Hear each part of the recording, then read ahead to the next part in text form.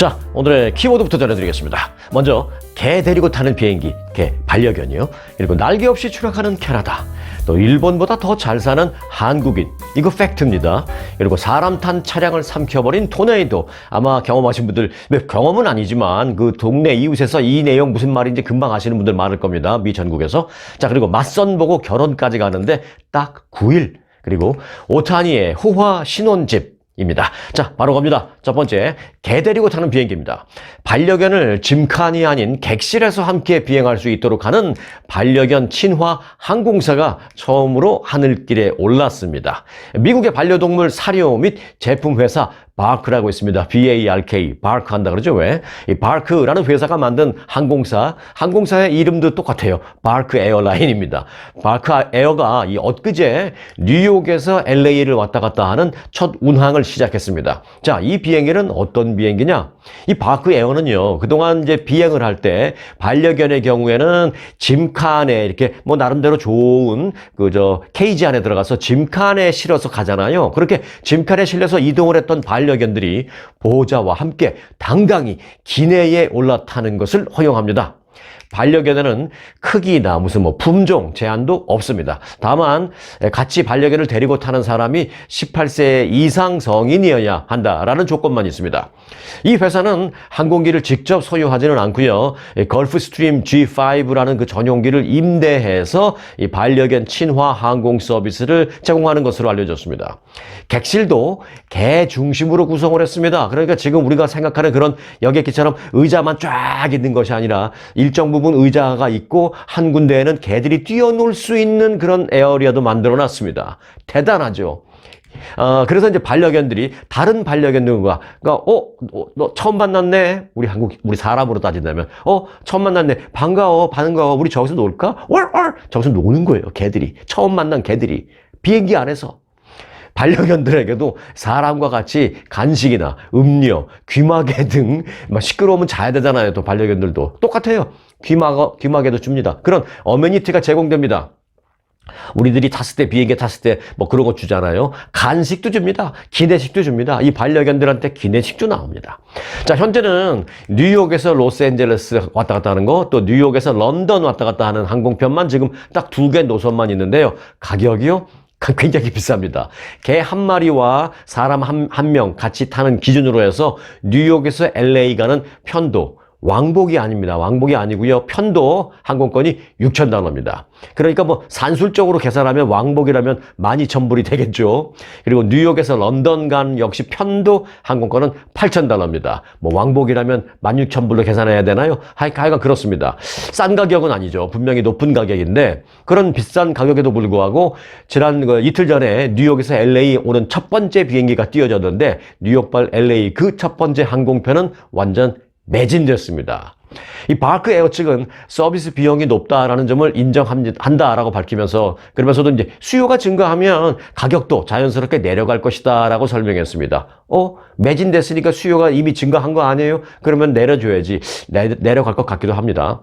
자, 이들은 앞으로 이제 더 많은 노선이 추가될 예정이다라고 밝혔습니다. 뉴욕에서 LA뿐만이 아니라 뉴욕에서 시카고, 뉴욕에서 텍사스 등등, 뉴욕에서 시애틀, 아니면 뉴욕에서 캐나다 가는 이런 식으로 국제선도 늘리고 더 늘리겠다고 했습니다. 자, 개 데리고 타는 비행기, 이제 앞으로는 어쩌면 일상이 될 수도 있을지 모르겠습니다. 두 번째 키워드입니다. 날개 없이 추락하는 캐나다.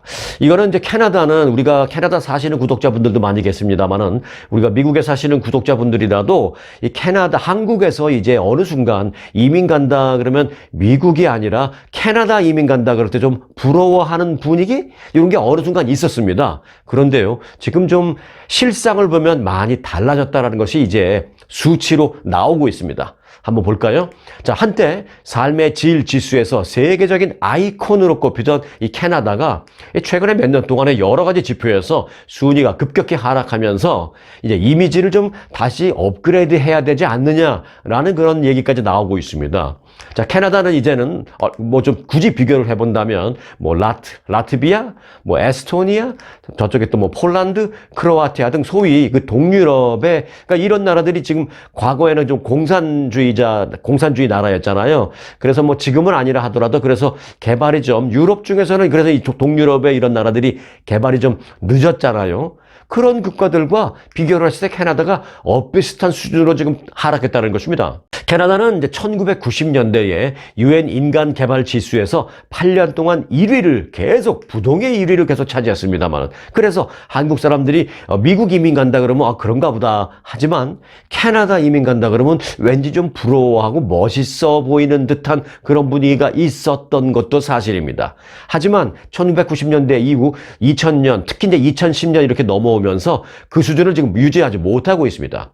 자, 2000년에는 캐나다가 생활 질수, 삶의 질에서 7위, 조금 내려왔지만 거기까지 오케이. 그런데요, 2010년 들어서면서 이제 12위, 그리고 2020년대 들어서는 15위로 또 떨어지고 있습니다.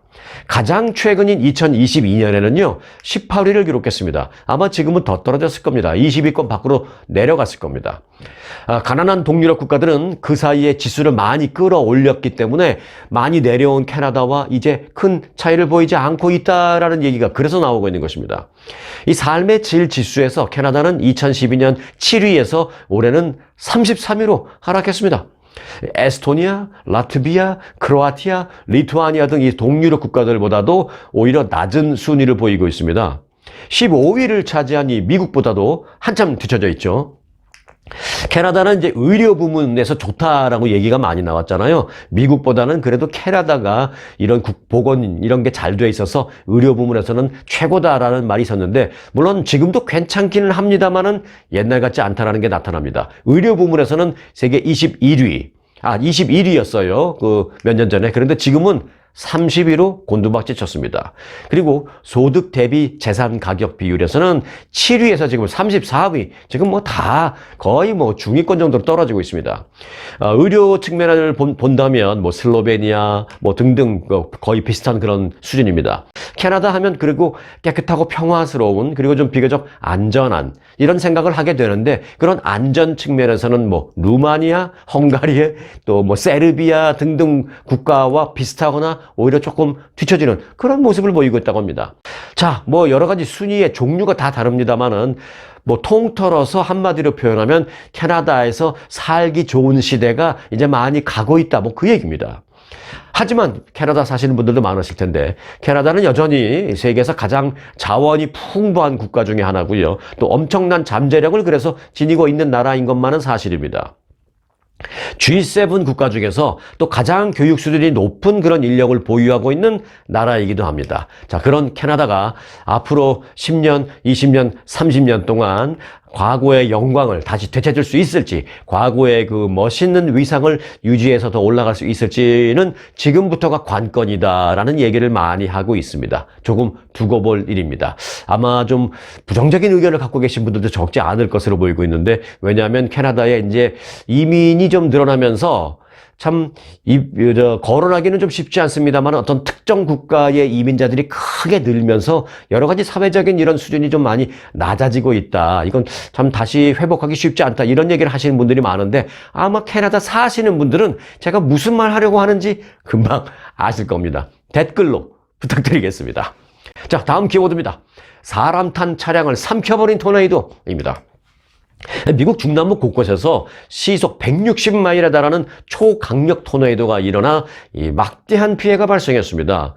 이 토네이도가 얼마나 강력했는지는 이 피해 상황을 보면 알 수가 있습니다. 피해 패턴을 보면 알 수 있습니다. 자, 아이오와 주를 보면 그린필드라는 작은 도시가 있는데, 그 그린필드의 그 남서쪽 도로에서 차를 몰고 가던 한 여성 운전자는 폭풍 속으로 내가 운전하고 가던 이 차량이, 나와 이 차량이 함께 다 같이 순식간에 날아가면서 공중으로 휘말라 올라가면서 날아간 뒤에 떨어지면서 사망하는 일이 발생했습니다. 이건 영화에서도 이런 장면 보기 쉽지 않습니다. 왜요? 영화에서 이런 장면을 만들까 하다가도 야, 이건 너무 비현실적 아니야? 해서 영화에서도 이런 장면 잘 안 만들려고 하는데, 이게 현실이 됐습니다. 아이오와주에서.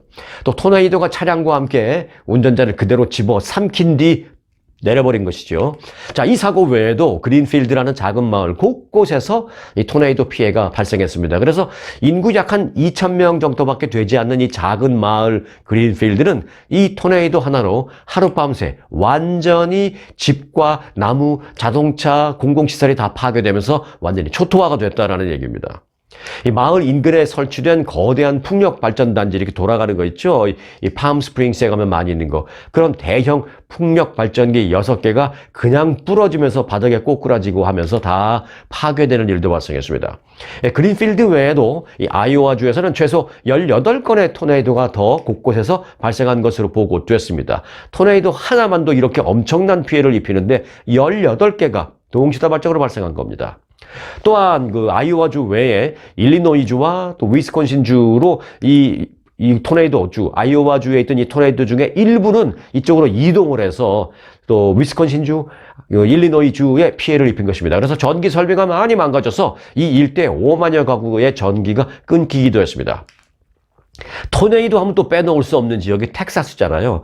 텍사스의 그 일부 지역은 이 무더위 속에 토네이도 때문에 이미 토네이도는 지나갔지만 정전이 발생하고 전기 시설에 문제가 발생해서 한 일주일 동안 전기 공급을 받지 못하고 이 무더위 속에 고생을 한 그런 지역도 여러 텍사스주에 발생했습니다. 자, 그런데요, 이 토네이도는 최근에 그 기후 변화 속에 점점 더 심각해지고 점점 더 세지고 그리고 점점 더 잦아지고 있다라는 그런 평가가 나오고 있습니다. 자, 다음 키워드입니다. 일본보다 더 잘 사는 한국인입니다. 이제 과거의 여러 가지 그 기록을 보면, 말이 그렇지. 아무리 그래도 일본보다 한국이 더 잘 산다는 것은 너무 국뽕이야. 너무 지나친 애국심 때문에 나온 그런 말이야. 라는 생각이 드실 수 있는데요. 네, 물론 나라 전체로만 놓고 보면 한국보다 규모가 훨씬 큰 일본이 나라 전체로선 더 규모도 크고 부자인 것만은 사실입니다. 수치적으로. 하지만 국민 1인당 소득을 보면 한국이 더 잘 삽니다. 이건 팩트입니다. 한국의 근로자 평균 임금이 OECD 평균의 90%를 넘어섰습니다. 일본의 평균 임금은 이미 추월한 가운데요. 그 격차를 계속 또 벌리고 있습니다. 자, OECD에 따르면 지난 2022년 기준 한국 근로자의 1년 평균 임금, 즉 평균 연봉은 48,922달러로 OECD 회원국 평균의 92%로 나타났습니다. 이 얘기는 뭐냐면 OECD 회원국 평균보다 더 높으니까 OECD 회원국 중에서도 상위권이다. 그 얘기입니다.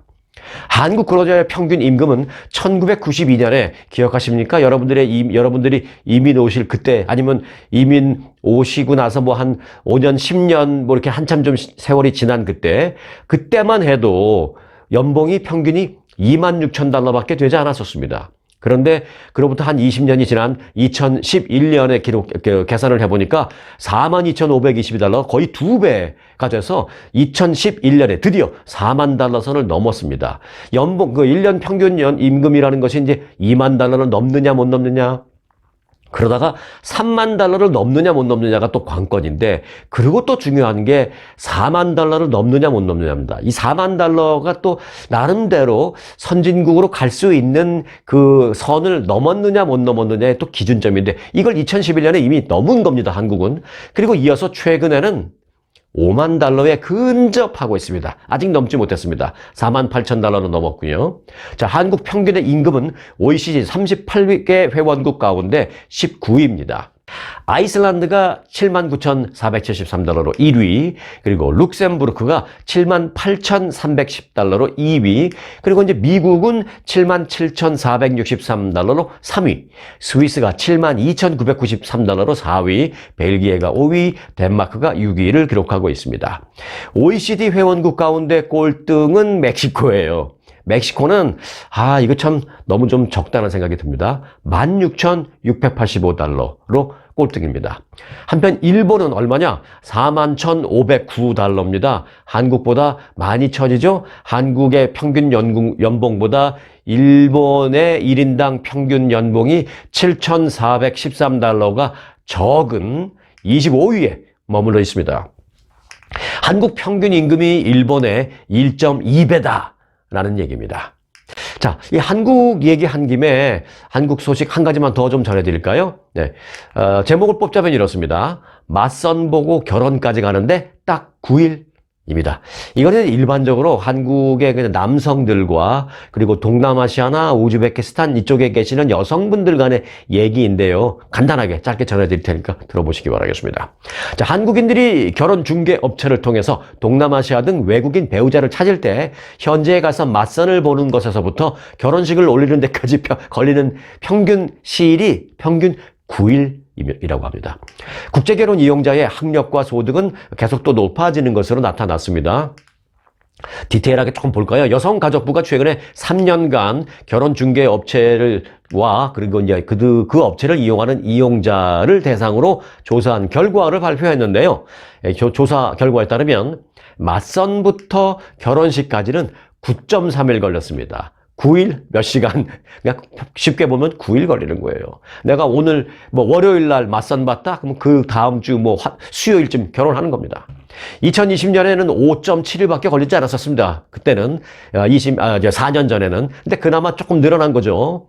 2017년에는 4.4일. 과거로 갈수록 그 숫자는 그 기일은 줄어들죠. 그것과 비교했을 때 최근 들어서는 그나마 좀 더 신중하게 판단하는 것으로 분석됐습니다.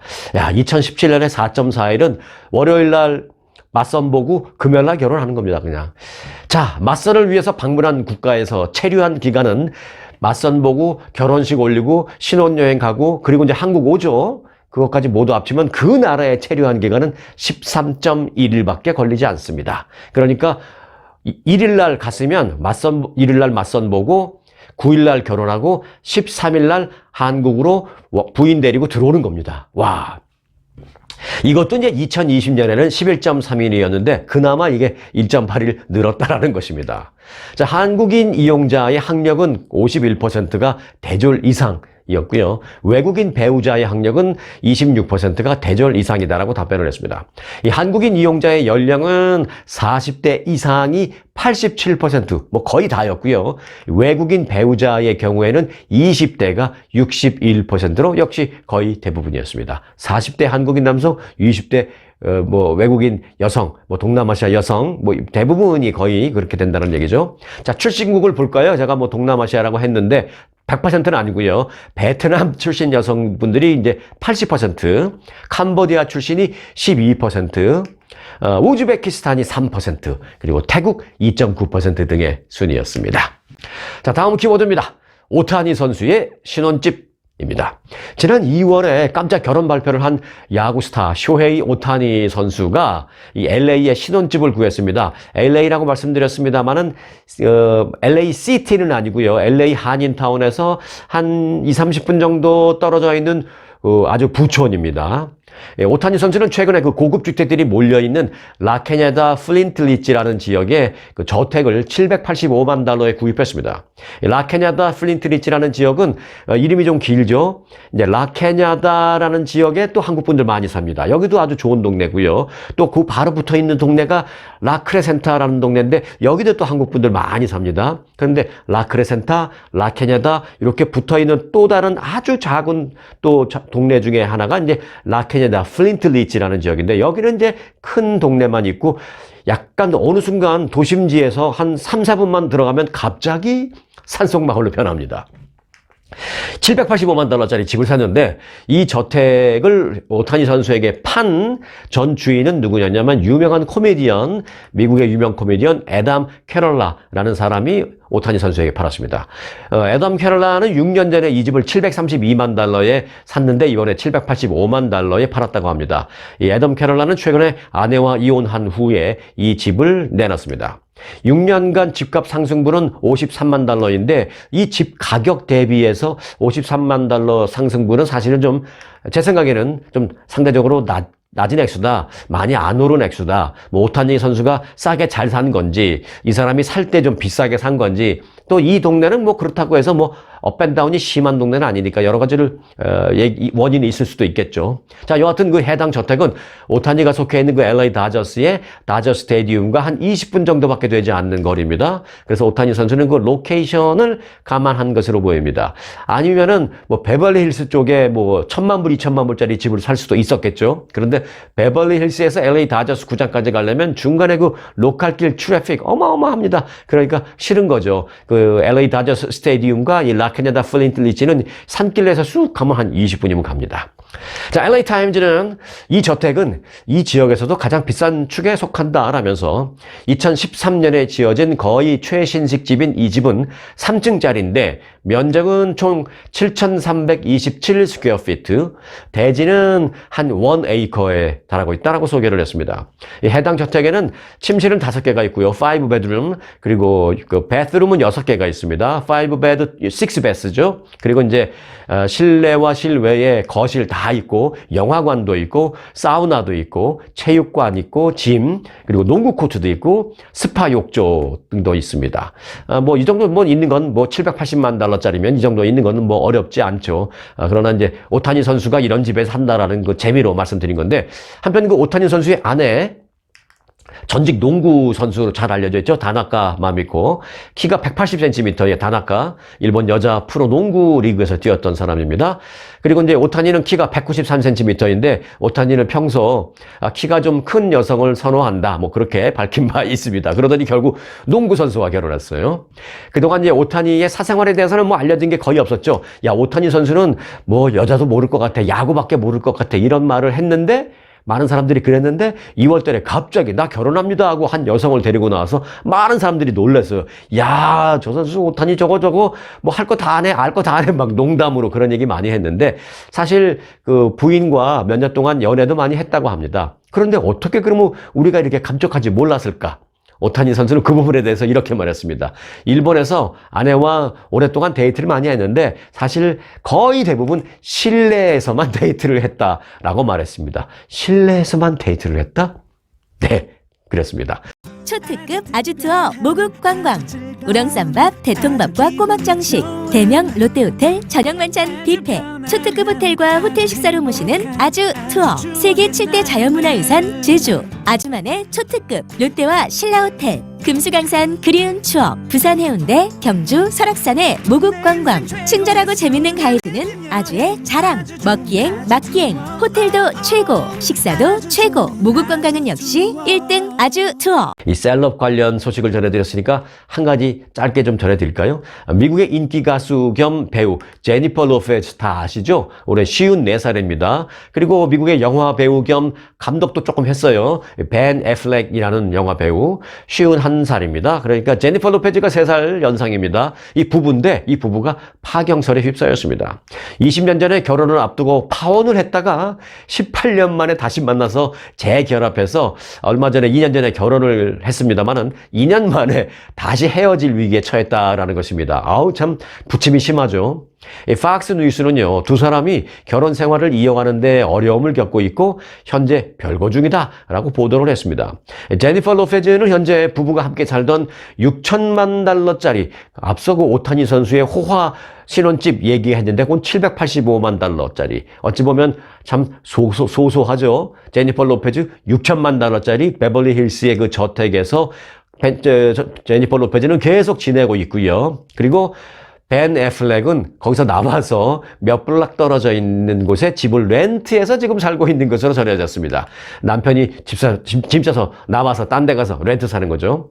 이들은 한 달 넘게 공식 석상에 함께 모습을 나타내지 않다가 지난 16일 자녀들을 위한 행사에 함께 모습을 드러냈습니다. 그런데 두 사람은 그 자리에도 각각 따로 도착을 했습니다. 같이 온 게 아니고 따로 도착해서 뭐 앉아있을 땐 같이 앉아있지만 이들의 측근은 제니퍼 로페즈가 그 미디어나 팬들에게 자신의 삶을 공개하는 데에 좀 열려있는 그런 오픈된 마인드를 갖고 있는 반면에 벤 애플렉은 좀 더 내성적이고 좀 사적인 부분을 보호받고 싶어하는 그런 성격 차이가 있어서 이들의 관계에 종종 좀 긴장감이 있었다. 그게 사실이다라고 전하고 있습니다.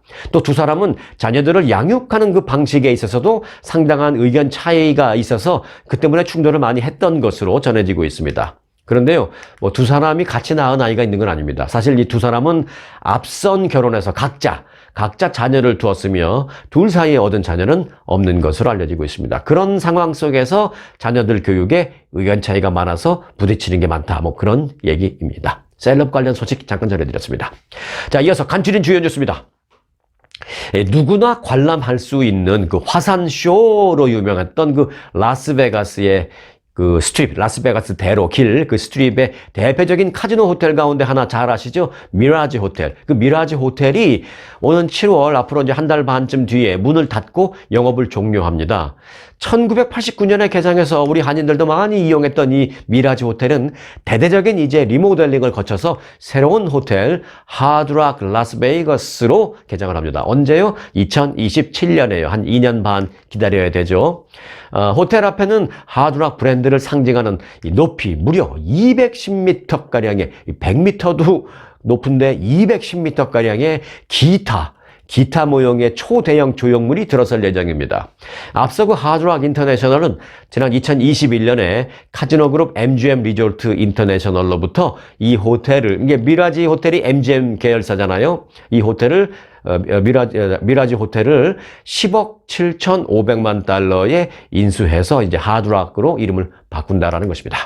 자, 다음 주 월요일이 메모리얼 데이죠. 그러니까 이제 이번 주 금요일부터 메모리얼 데이 연휴라고 볼 수 있는데요. 월요일까지 쉬잖아요.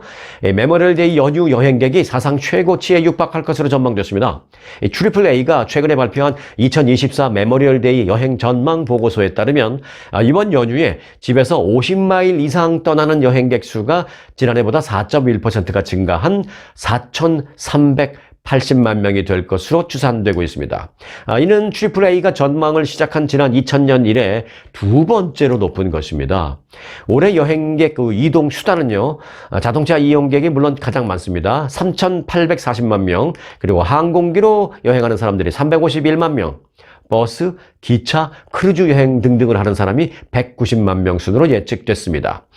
지난해에 비해서 자동차는 4% 늘었고요. 항공 여행객은 4.8%, 그리고 기타 여행객은 5.6%가 늘어났습니다. 그리고 팬데믹 이후에 이 여행 보복 심리 같은 게 작동했는데 그게 올해 정점을 찍고 있다라는 얘기입니다. 자, 캘리포니아의 주택 중간 가격 계속 오르고 있는데 캘리포니아의 그럼 쉽게 말해서 평균 가격이 얼마일까라는 궁금증이 늘 있는데 이게 90만 달러를 돌파했습니다. 그리고 100만 달러를 향해 지금 달리고 있습니다.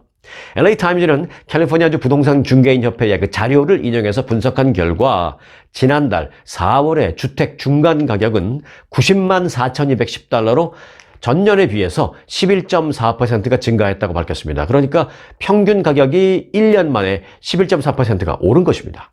그리고 불과 2년 만에 10만 달러 이상의, 액수로 봤을 때는 2년 만에 10만 달러 이상 오른 것입니다. 물론 이건 이제 평균이죠. 더 오른 것도 있고, 뭐 덜 오른 것도 있고. 최근에 그 높은 모기지 금리에도 불구하고 주택 가격 상승세는 멈추지 않고 있잖아요. 국책 모기지 업체 프레디 맥에 따르면 이 프레디 맥이 그래도 그나마 이자율이 조금 비교적 높지 않은 편입니다. 그럼에도 불구하고 프레디 맥의 30년 고정 모기지 평균 금리는 7.02%. 웬만하면 크레딧이 뭐 아주 좋지 않으면 요즘 모기지 론 하려고 그러면 다 8%가 넘어갑니다. 그런 상황에서 팬데믹 때는 뭐 2점 몇 퍼센트 막 그랬잖아요. 그러니까 2배 이상 어찌 보면 막 3배 가까이 높은 그런 모기지율인데 그럼에도 불구하고 이제 주택 가격이 계속 오르고 있습니다. 이 얘기는 그때 팬데믹 때 이제 집을 샀던 사람들이 집을 내놓지 못하고 있는 거예요. 팔고 다른 데로 이사 가고 싶어도 내놓지를 못하고 있습니다. 왜? 내가 뭐 2.5%, 3%인데 론을 해서 집을 사서 지금 아주 가볍게 페이먼을 하고 있는데 지금 이걸 팔고 다른 집을 사면 7%, 8%에 내가 론을 받아야 되니까 갑자기 엄청나게 이자를 내야 되니까 팔고 다른 걸 살 수가 없는 거예요. 그래서 내놓지를 못하니까 시중에 매물이 없습니다. 재고가 없습니다. 그래서 이제 가격이 올라가는 것이죠. 수요는 있는데 공급이 없으니까 가격이 올라갑니다. 주택 가격이 연간 11%씩 이렇게 계속 상승한다면 캘리포니아주 주택 평균 가격이 작년에 비해서 올해 11.4% 올랐다라고 말씀드렸죠. 자, 그런 식으로 예상을 해봅시다. 계속 그렇게 1년에 11% 상승한다면 내년에 캘리포니아주의 주택 중간 가격은 100만 달러를 당연히 돌파한다라는 전망도 나오고 있습니다. 그리고 그 다음에는 110만 달러, 그 다음에 뭐 121만 달러, 뭐 이런 식으로 될 수도 있을 거라는 거죠. 11%. 100만 달러의 11%는 11만 달러, 뭐 110만 달러에는 11만 달러, 이런 식으로 되니까 이런 식으로 캘리포니아주의 주택 가격은 이렇게 많이 오르고 있다라는 참 어찌 보면 집을 갖고 계신 분들에게는 희소식일 수도 있고 아직 집을 갖고 있지 못해서 집을 사야 되는 젊은이들에게는 참으로 좀 암담한 참담한 그런 얘기도 될 수 있는 현실을 말씀드렸습니다. 자, 오늘 영상 여기까지입니다. 고맙습니다.